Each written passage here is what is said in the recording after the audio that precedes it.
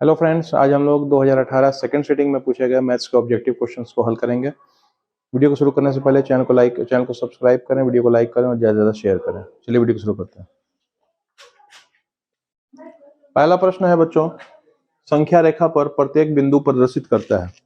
संख्या रेखा जो होता है, नंबर लाइन, उसका प्रत्येक बिंदु जो होता है वो वास्तविक संख्या यानी रियल नंबर को प्रदर्शित करता है, इसलिए इसका आंसर ए वास्तविक संख्या हो जाएगा। दूसरा प्रश्न है, किसका दशमलव प्रसार शांत है। चार ऑप्शन दिया हुआ है, चारों में बताना है किसका दशमलव प्रसार शांत होगा। पहला है 11/700। ठीक है, 700 को हम तोड़ेंगे तो हम क्लियर देख रहे हैं कि ये 7 से कट रहा है।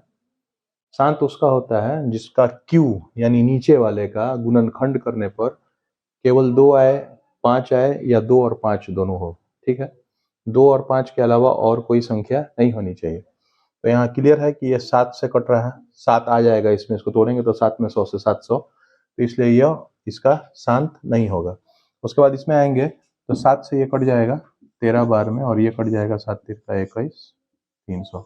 इसको भी जब हम तोड़ेंगे 300 को तो इसमें 3 आ जाएगा, इसलिए ये शांत नहीं होगा। इसमें आएंगे तो यहाँ पर हम देख सकते हैं कि 7 का पावर 3 है।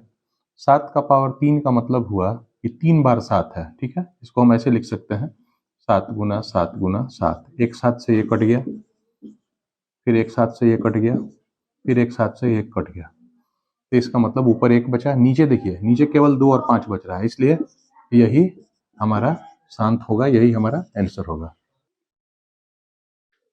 3 नंबर क्वेश्चन है, सबसे छोटी पूर्ण वर्ग संख्या जो 16, 20 और 24 से पूरी तरह विभाजित हो। तो इसके लिए हम क्या करेंगे, पहले 16, 20 और 24 का एलसीएम निकाल लेते हैं।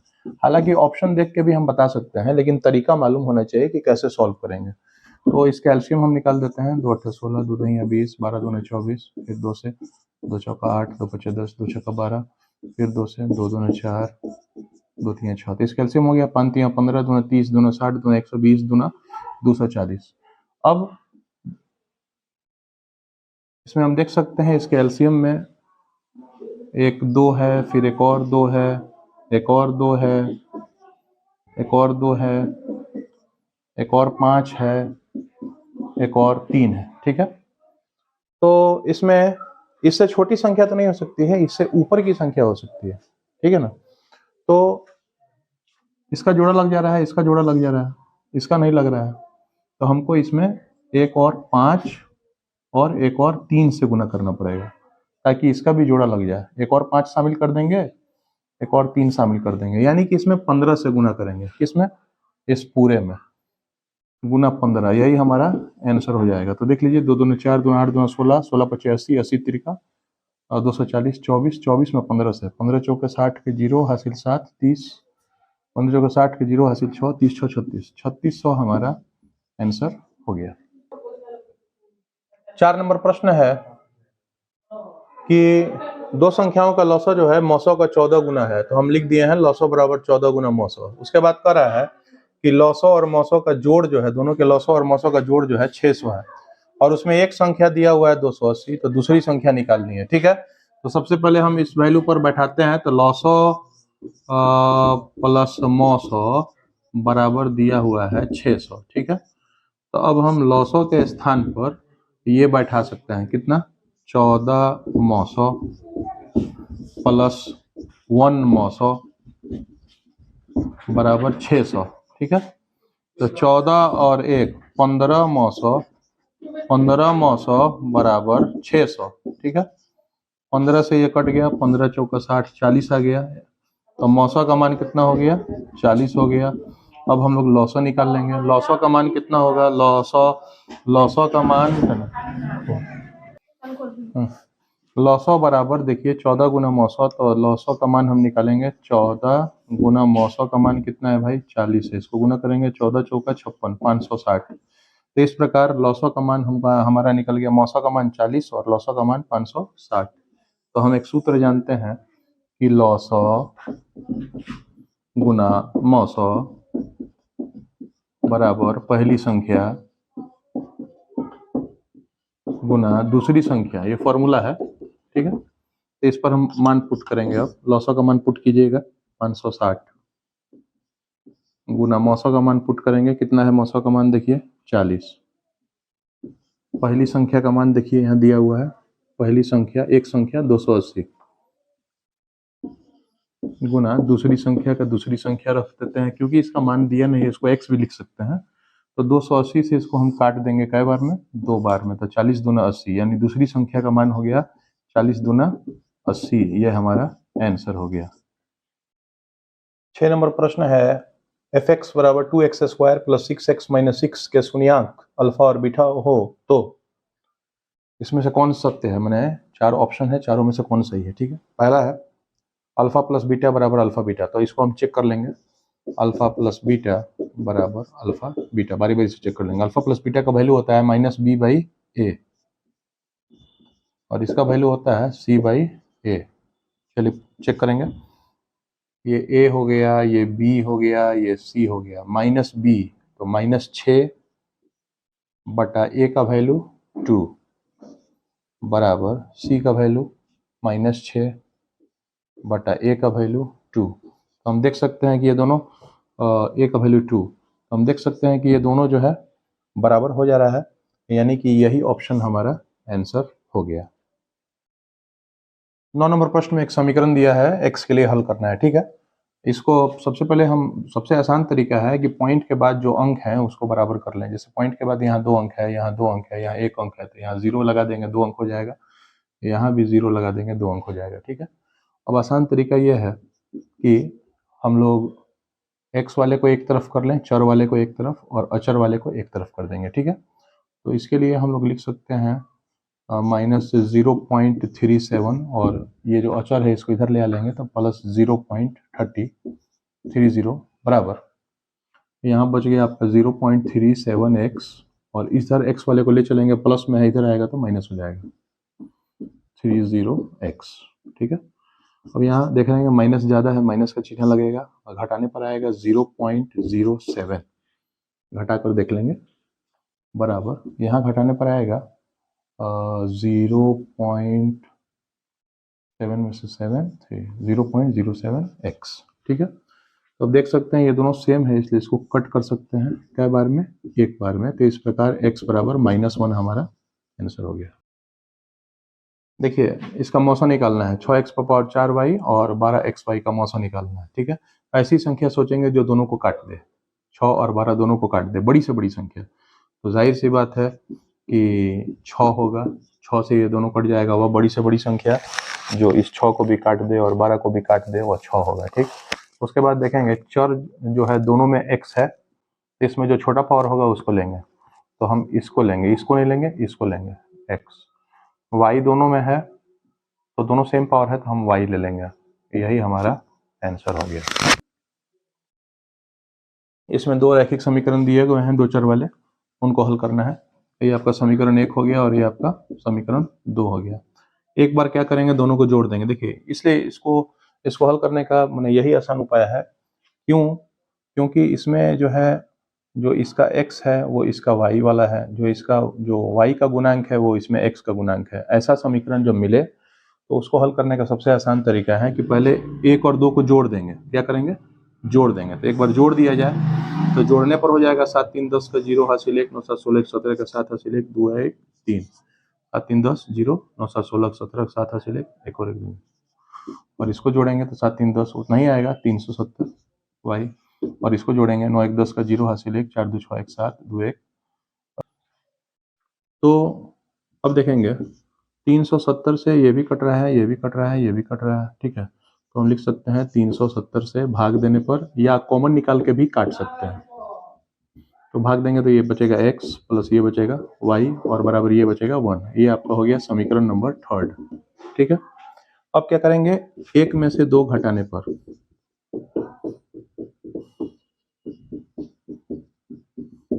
समीकरण 1 लिख लेंगे,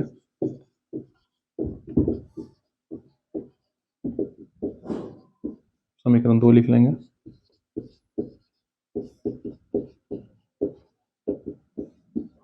यहाँ जो है घटाना है तो नीचे वाले का साइन चेंज होगा, ये प्लस है तो माइनस हो जाएगा, ये प्लस है तो माइनस हो जाएगा, यहाँ भी प्लस छुपा हुआ है तो ये माइनस हो जाएगा। ठीक, अब देखिए घटाएंगे कैसे, यहाँ माइनस वाला ज़्यादा है तो माइनस का चिन्ह, 7 में से 3 गया 4, 9 में से 7 गया 2 और 1 में से 1 गया 0, 24x बचा।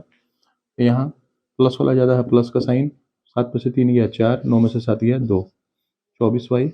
और यहाँ घटाएंगे, यहाँ माइनस ज़्यादा है, माइनस का साइन, 11 में से 9 गया 2 और फिर से 11 में से 4 गया 7 और 1 में से 1 गया 31।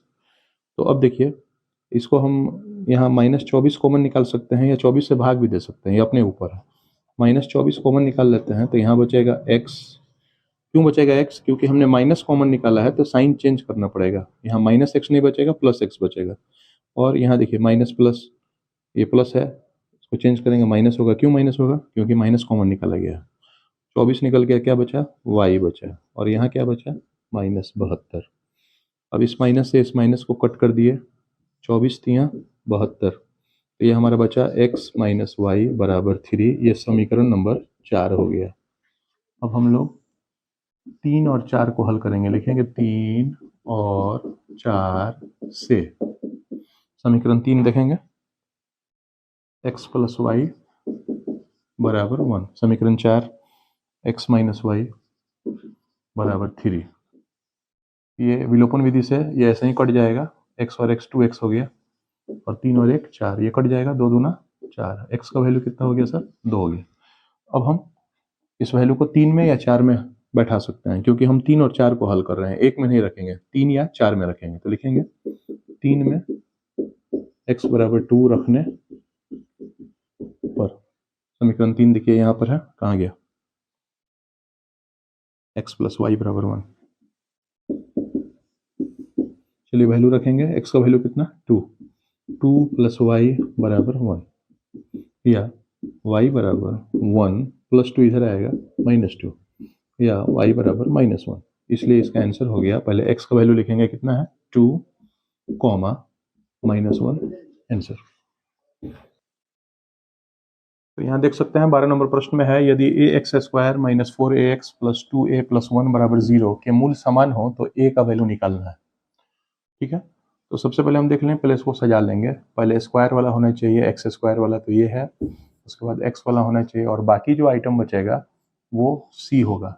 यानी कि इसमें a का वैल्यू a हो गया, b का वैल्यू ये दोनों हो गया और c का वैल्यू ये पूरा हो गया। ये पूरा जो है ये c हो गया। ठीक है, तो अब देखेंगे मूल समान है, शर्त क्या है? मूल समान है, तो लिखेंगे मूल समान होने के लिए d जो होता है, d विविधकर विवेचक डिस्क्रिमिनेंट d बराबर होना चाहिए 0 के, या d के वैल्यू होता है v² - 4ac बराबर होना चाहिए 0 के। b का स्क्वायर देखेंगे, b का वैल्यू कितना है? -4a है। कितना है?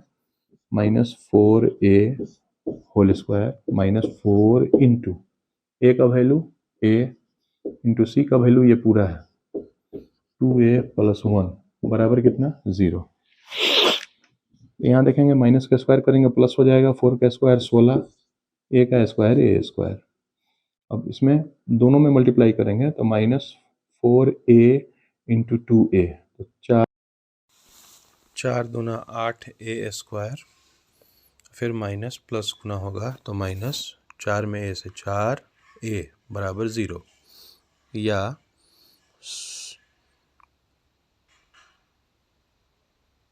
ये घट गया तो 8a² - 4a बराबर 0। अब इसमें 4 से दोनों कट रहा है, 4 कॉमन निकाल लेंगे, a कॉमन निकाल लेंगे, ब्रैकेट देंगे, तो यहाँ 4 दूना 8, 2 बचेगा, एक a बचेगा, माइनस यहाँ कुछ नहीं बचेगा तो 1 बचेगा बराबर 0।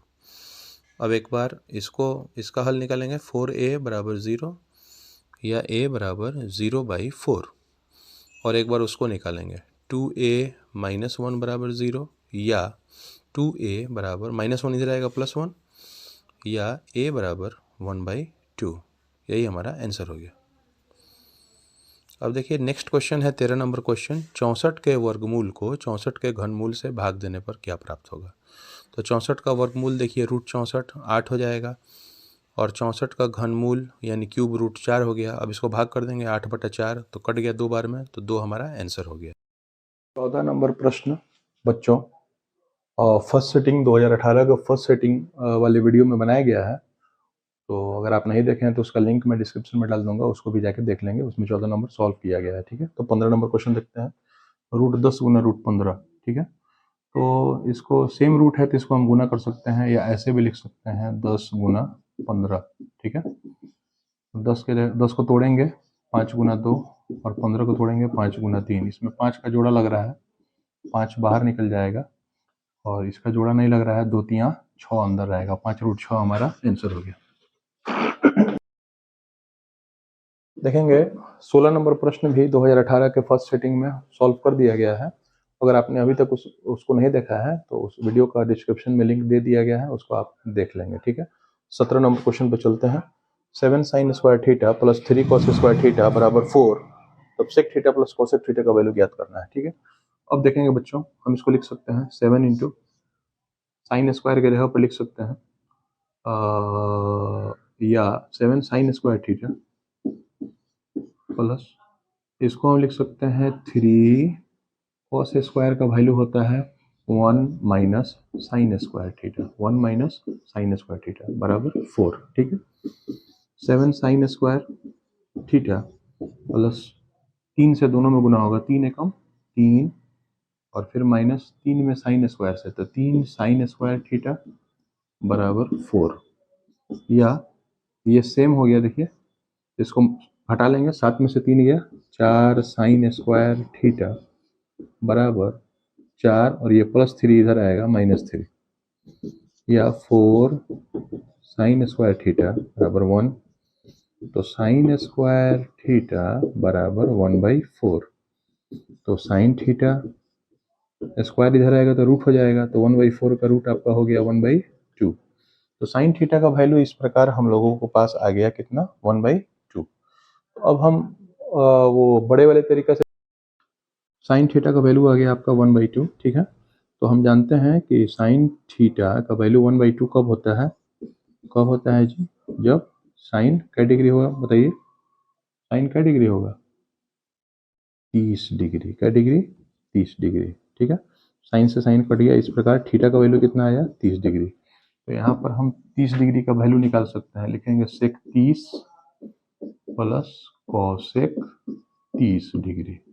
तो सेक 30 यानी कॉस 30 का उल्टा होगा, यानी √3/2 का उल्टा कितना हो गया, 2/√3, प्लस कॉसेक 30 यानी साइन 30 का उल्टा यानी 2/1। ठीक है, हमारा आंसर हो गया। इसके नीचे 1 लिखे चाहे मत, आंसर हो गया। 18 नंबर प्रश्न है। 18 5 cot थीटा बराबर 3, तो 5 sin theta minus 3 cos theta upon 4 sin theta plus 3 cos theta का वैल्यू निकालना है।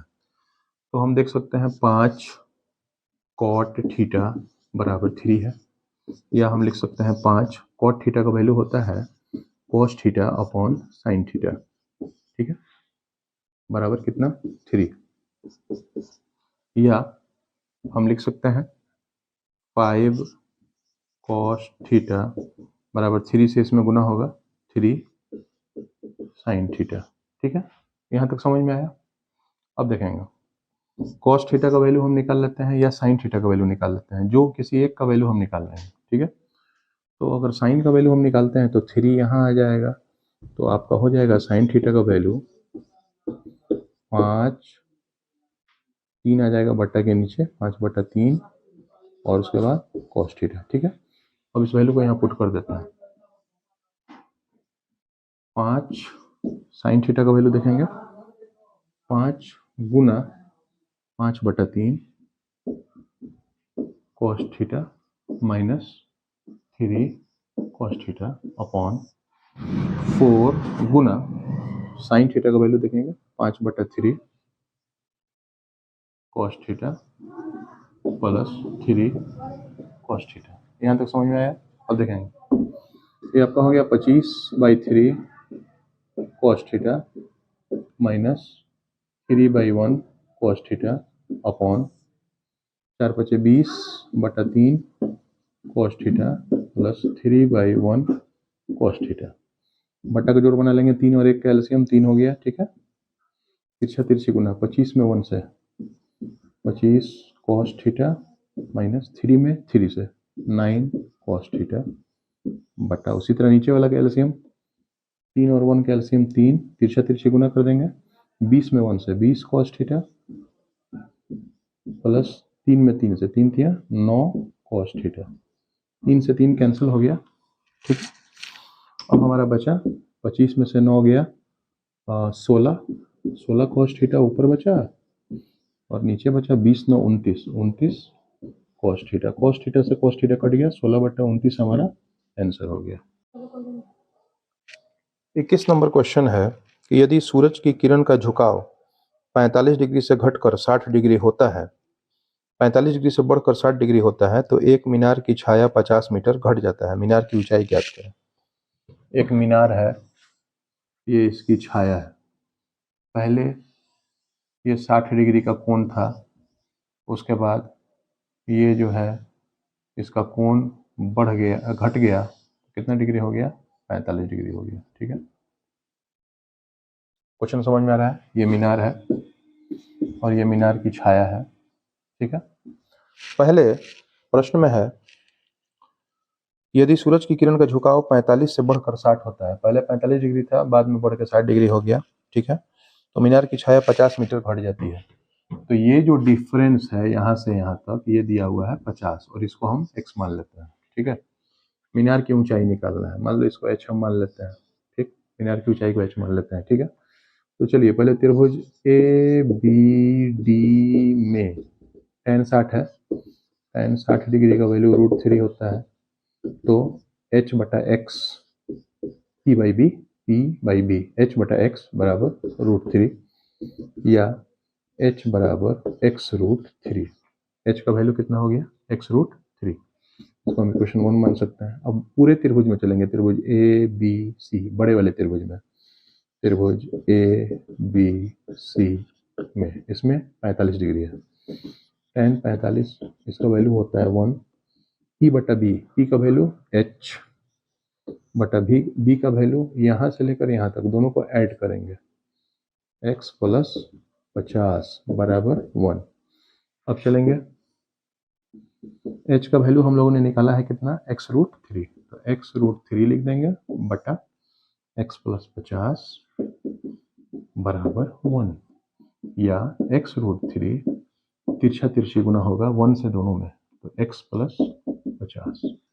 अब चर एक तरफ कर देंगे, x√3 और ये x इधर आएगा -x बराबर 50। अब इसमें x कॉमन निकल गया तो बचा √3 -1 बराबर 50 या x का वैल्यू निकालने के लिए ये चला जाएगा बट्टा के नीचे, किसके बट्टा के नीचे, 50 के बट्टा के नीचे, 50 बट्टा √3 -1।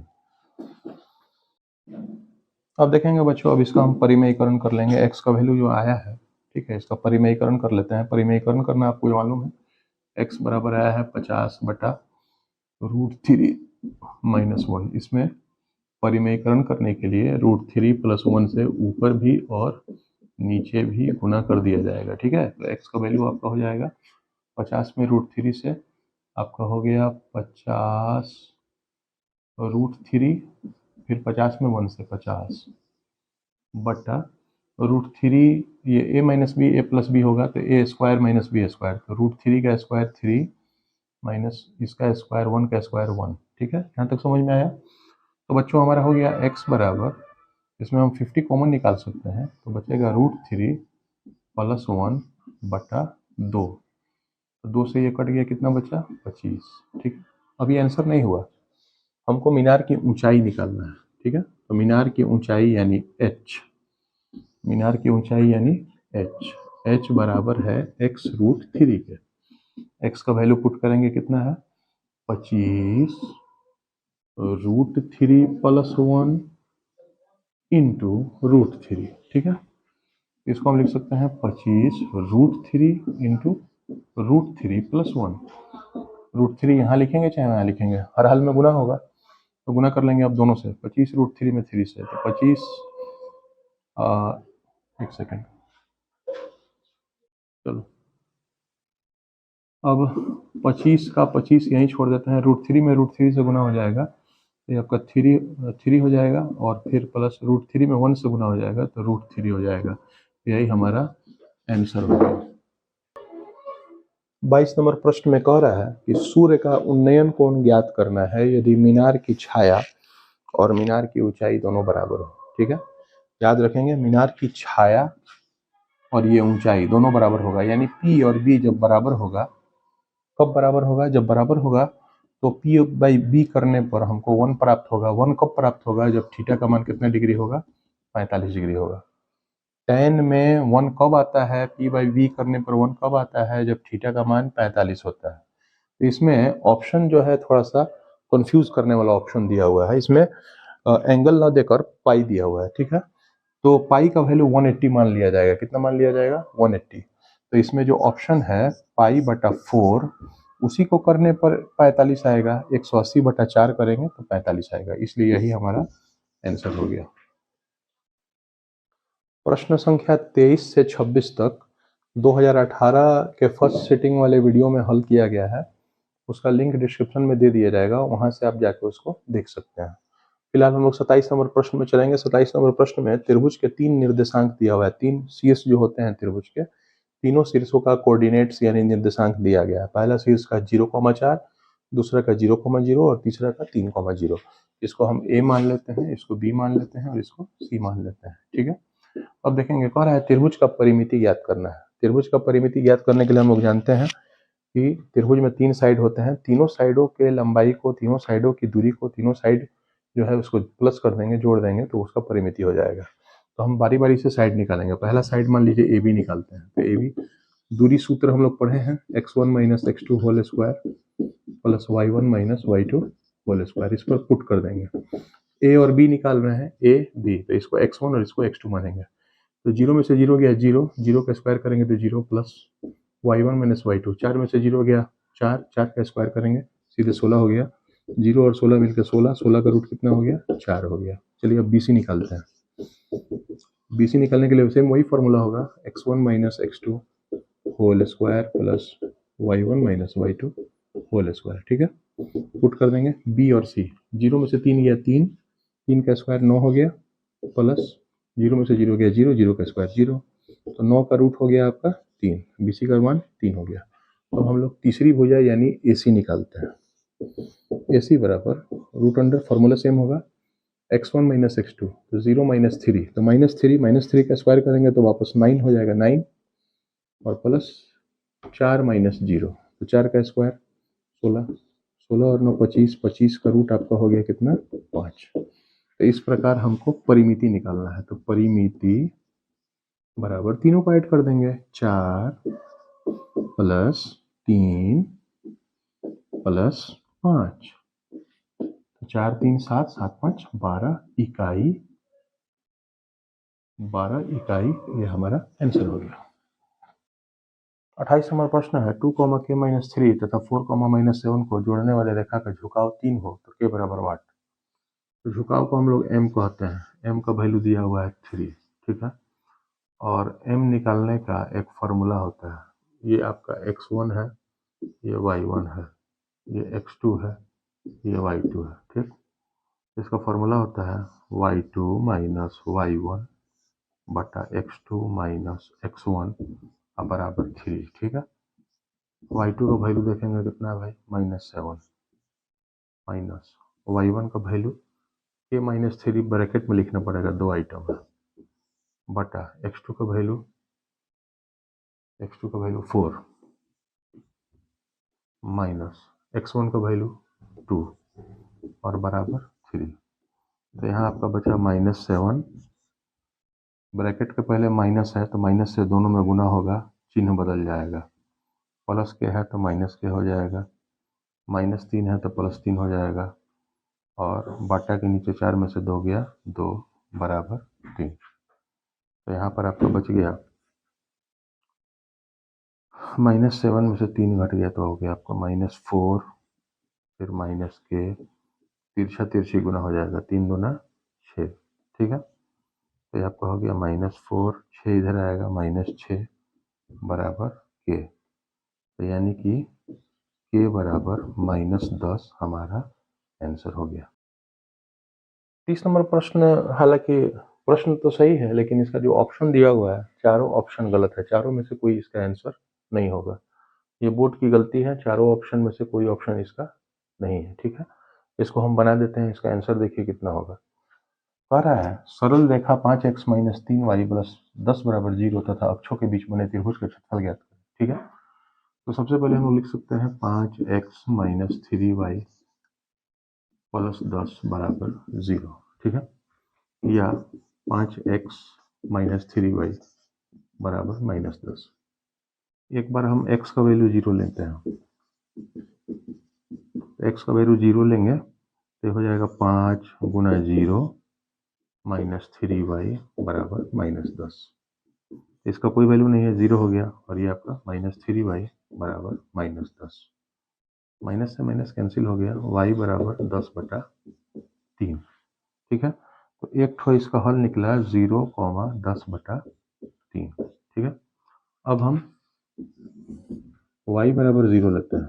y = 0 लेने पर तो इसको पुट करेंगे, 5x - y का मान 0 लेंगे, y का मान 0 लेंगे तो 3 में 0 से गुना होगा, पूरा 0 हो जाएगा, और बराबर कितना बचेगा, -10। तो 5x = -10, 5 से ये कट गया 2 बार में, x = -2, इसलिए इसका मान हो गया -2, y का मान 0। अब हम त्रिभुज बना लेते हैं। मान लिया जाए ये y अक्ष है और मान लिया जाए कि यह x अक्ष है। ठीक है, ये मूल बिंदु है, इसका निर्देशांक हो गया 0, 0। ठीक है, चलिए पहला जो मान है वो x का मान 0 है, y का मान 10/3 है। मान लिया जाए कि y का मान 10/3 ये है, ये बिंदु। ठीक, और x का दूसरा मान जो है उसमें x का -2 है, x का -2 यहाँ आएगा, मान लिया जाए। ठीक है, तो त्रिभुज को बना दिया जाए, इसको मिलाएंगे, यही रेखा होगा, इसका ग्राफ यही होगा। ठीक है, तो दोनों अक्षों से बनने वाला त्रिभुज यही त्रिभुज है, ये जो मैं कलर कर रहा हूँ, यही त्रिभुज जो है, इसी त्रिभुज का क्षेत्रफल निकालना है। तो हम लोग जानते हैं कि त्रिभुज का क्षेत्रफल बराबर होता है 1/2 गुना आधार। आधार हो गया इसका यहाँ से लेकर यहाँ तक, यानी कि 2। दूरी माइनस में नहीं होती है, इसलिए दूरी हम 2 लेंगे, -2 नहीं लेंगे, गुना लंब हो गया यहाँ से लेकर यहाँ तक, यानी 10/3। 2 से 2 कैंसिल हो गया, तो इसका आंसर हो गया 10/3 वर्ग इकाई, जो कि चारों ऑप्शन में से कोई भी ऑप्शन नहीं है। इसलिए ये बोर्ड की गलती है, इसने क्वेश्चन गलत सेट किया है, या आंसर चारों गलत सेट किया है। इसका सही आंसर 10/3 वर्ग इकाई होगा। ठीक है, 34 नंबर प्रश्न है कि एक सरल रेखा को खींचने में के बिंदु आवश्यक हैं, तो कितने बिंदु आवश्यक हैं? तो हम जानते हैं कि किसी भी सरल रेखा को खींचने के लिए कम से कम 2 बिंदु मालूम होने चाहिए, तो इसलिए यहाँ के का मान 2 होगा, ये हमारा आंसर हो गया। 4:24 PM 36 नंबर प्रश्न है, 4:24 अपराह्न घंटे की सुई दोपहर के बाद कितनी डिग्री घूम जा चुकी होगी? तो हम लोग जानते हैं कि घंटे की सुई 12 घंटा में एक चक्कर लगाती है, 12 घंटा में एक चक्कर, 12 घंटों में 360 डिग्री, एक चक्कर का मतलब 360 डिग्री, तो एक घंटा में 360/12 यानी 30 डिग्री। ठीक है, और यहाँ 4:00 भी है, 24 मिनट, तो हम 1 मिनट का भी निकाल लें। एक घंटा में 30 डिग्री यानी कि 60 मिनट में 30 डिग्री, तो 1 मिनट में 30/60, 30/60 कट गया, हाफ डिग्री, यानी 1 मिनट में हाफ डिग्री। तो चलेंगे 4 घंटा 24 मिनट, तो 4 घंटा में हो गया, 1 घंटा में 30 है, तो 4 घंटा में 4 में 30 से गुना करेंगे, 120 डिग्री। ठीक, और 1 मिनट में हाफ डिग्री, तो 24 मिनट में 24 का हाफ कितना हो गया, 12, दोनों को प्लस कर दो तो 132 डिग्री, यही हमारा आंसर हो गया। 37 नंबर प्रश्न है कि किसी त्रिभुज के जो 3 लंब होते हैं, शीर्ष पर से जो लंब खींचे जा सकते हैं, 3 शीर्ष होते हैं इसलिए 3 लंब खींचे जा सकते हैं, तीनों शीर्ष लंब के मिलान बिंदु को क्या कहते हैं? तो याद रखेंगे, तीनों शीर्ष के मिलान बिंदु को लंब केंद्र कहते हैं। क्या कहते हैं? लंब केंद्र। तो लंब केंद्र हमारा आंसर हो गया 37 नंबर प्रश्न का। 38 नंबर प्रश्न में यदि 2 वृत्त एक दूसरे को बाहर से छूते हैं, तो दोनों वृत्त से होकर जाने वाली स्पर्श रेखाओं की संख्या बताना है। तो एक स्पर्श रेखा ये हो सकती है, एक स्पर्श रेखा ये हो सकती है, और एक स्पर्श रेखा ये हो सकती है। तो इस प्रकार इसका आंसर 3 हो गया।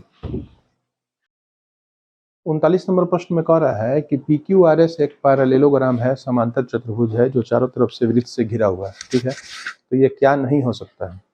तो इसमें 4 ऑप्शन दिए हुए हैं। तो इसमें विषम कोण जो त्रिभुज, विषम कोण चतुर्भुज जो है, विषम कोण चतुर्भुज, यही इसका आंसर हो जाएगा। ये एक चक्रीय चतुर्भुज है, साइक्लिक क्वाड्रिलेटरल।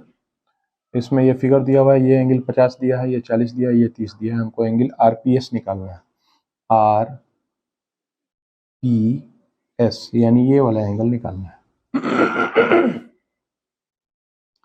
तो ये जो एंगल निकालना है, इसको गौर से देखेंगे, इसका ये वो टंगड़िया जो है वो R पर जा रहा है, और दूसर का जो भुजा है, टंगड़ी है, कहाँ जा रहा है? S पर। यानी ये जो कोण निकालना है हमको, ये R और S चाप को काटती है। किसको काटती है? R और S को। तो ये नियम है, 9th क्लास में पढ़ाया गया है, एक ही वृत्तखंड में बने कोण बराबर होते हैं। तो उसी चाप को अगर कोई अन्य कोण काट रहा होगा जो वृत्त पर स्थित होगा, तो वो और ये कोण दोनों आपस में बराबर होगा। तो देख सकते हैं, ये RS को काट रहा था, RS को काटने वाला एक और कोण है, देखिए ये कोण भी RS को काट रहा है, ये कोण भी RS को काट रहा है। तो इसका मान और इसका मान दोनों आपस में बराबर होगा। तो इस प्रकार इसका मान कितना हो जाएगा? 30 डिग्री हो जाएगा आंसर। 41 नंबर प्रश्न में है कि त्रिज्या जो है 80 cm है और ऊंचाई 20 cm है। एक बेलन है जिसकी त्रिज्या 80 cm और ऊंचाई 20 cm है। इसमें कुल पृष्ठीय क्षेत्रफल अनुपात वक्र पृष्ठीय क्षेत्रफल हमको निकालना है। तो इसको बटा कर देंगे। कुल पृष्ठीय क्षेत्रफल होता है 2 पाई r into h plus r, और ये वक्र पृष्ठीय क्षेत्रफल होता है 2 पाई r h। 2 पाई r से 2 पाई r कट गया, तो यहाँ बचा h प्लस r। h और r का मान कितना हो गया? ऐड कर देंगे, 20 और 80 कितना हो गया? 100 बटा h का मान कितना हो गया? 20। 20 × 25 100 और नीचे 1, तो इसको हम लिख सकते हैं 5:1 आंसर। 45 नंबर प्रश्न में कह रहा है कि एक खोखला गोला है जिसका व्यास 8 cm और 4 cm है, जिसका व्यास 8 cm और 4 cm है, और उसको गलाकर एक शंकु बनाया जाता है जिसका व्यास 8 cm है। ठीक है, तो शंकु का ऊंचाई ज्ञात करना है। तो ये हम लोग पढ़ चुके हैं कि किसी चीज को गलाएंगे, तो जिसको गलाएंगे उसका आयतन और जो चीज नया बनाएंगे, ट्रांसफॉर्म करेंगे, उसका आयतन, दोनों का आयतन बराबर होगा। तो ये खोखला गोला है, तो इसमें माल कितना होगा? बीच में खाली जगह भी तो होगा, इसलिए इसका आयतन निकालने के लिए हम क्या करेंगे? शंकु का आयतन हम लोग जानते हैं 1/3 पाई r। इसका व्यास 8 है, तो r जो है 4 हो जाएगा, 4 स्क्वायर, और h। गोला का आयतन 4/3 पाई, बड़ा वाला r इसका हो जाएगा 8, व्यास है तो 4, और छोटा वाला त्रिज्या व्यास जो है 4 है, उसका त्रिज्या 2 हो जाएगा। पाई से पाई कट गया, 3 से 3 कट गया। ठीक है, तो यहाँ बचा 16h बराबर 4 गुना ये 64 हो गया और ये 8 हो गया। 4 से ये कट गया 4 बार में, तो 4h बराबर ये 56, 4 से कट गया 14 बार में, h बराबर 14 cm आंसर हो गया। 32 नंबर प्रश्न है, त्रिभुज ABC में ये जो लाइन PQ है, PQ ये BC के पैरेलल है। ठीक है, और ये AP का मान 2 दिया है और BP का मान 6 दिया है, और इसका मान 3 दिया हुआ है, और ये हमको निकालना है BC। ठीक है, तो अब हम चलेंगे, दो त्रिभुज इसमें बन रहा है, त्रिभुज APQ और त्रिभुज ABC में ये दोनों त्रिभुज समरूप होगा। कैसे समरूप होगा मैं समझा देता हूँ। छोटा त्रिभुज और बड़ा त्रिभुज दोनों में ये एंगल पड़ रहा है, एंगल A, तो हम लिख सकते हैं एंगल A छोटा वाला में, और बड़े वाले त्रिभुज में भी एंगल A, दोनों एंगल बराबर होगा। क्यों बराबर होगा? क्योंकि ये कॉमन है। ठीक है, उसके अलावा देखेंगे ये पैरेलल है, ये लाइन और ये लाइन पैरेलल है, तो यह एंगल और यह एंगल बराबर होगा। कॉरस्पॉन्डिंग एंगल यानी संगत कोण, तो हम लिख सकते हैं एंगल Q बराबर एंगल C, संगत कोण या कॉरस्पॉन्डिंग एंगल।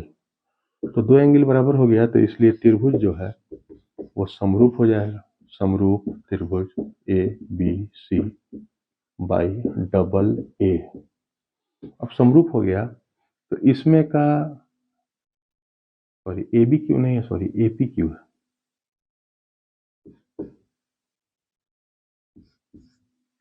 इसमें का AP और इसमें का AB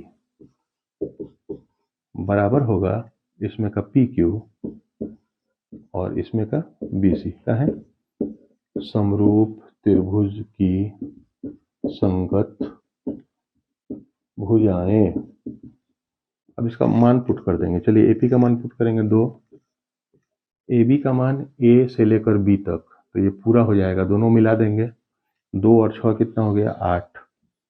PQ का मान देखेंगे 3 और BC का मान BC, तिरछा तिरछी गुना करेंगे 2 में BC से 2BC और बराबर 8 में 3 से 8 तिरका 24, 2 से 1 कट गया 12 बार में, तो इस प्रकार BC बराबर 12 cm आंसर हो गया।